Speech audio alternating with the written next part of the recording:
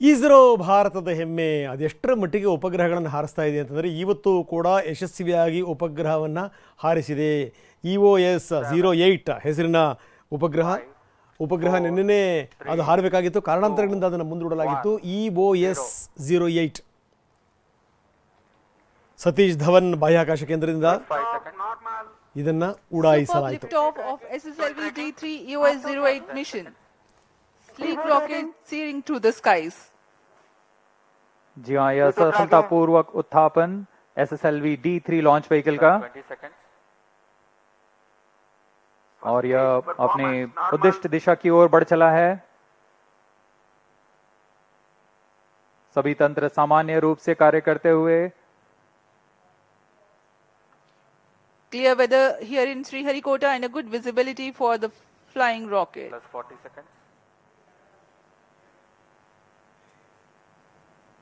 यह तीसरी उड़ान SSLV की. ನಾವು ನೋಡ್ತಾ ಇದ್ದೀವಿ, ನಿಜಕ್ಕೂ ಇದೊಂದು ಸಂಭ್ರಮದ ಕ್ಷಣ. ಇದು ಏನು ಸಾಮಾನ್ಯ ಸಂಗತಿನ?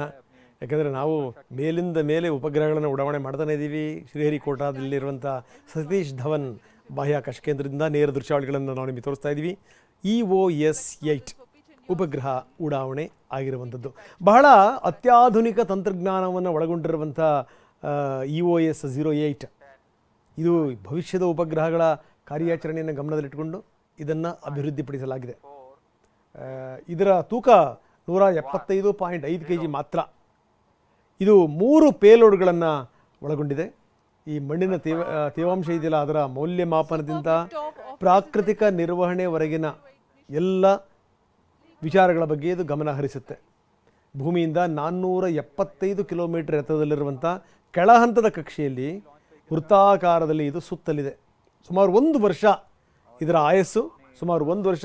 ಆದರೆ ಗಮನಿಸಬೇಕೇನು ಅಂತಂದರೆ, ಈ ನಾವು ಮಾಡಿರುವಂಥ ಈ ಉಪಗ್ರಹಗಳಿದಾವಲ್ಲ, ವಿಶೇಷತೆಗಳೇನಪ್ಪ ಅಂತಂದರೆ ಅವಧಿ ಮುಗಿದ ಮೇಲೂ ಕೂಡ ಅವು ಇನ್ನು ಸುತ್ತನೇ ಇರ್ತವೆ.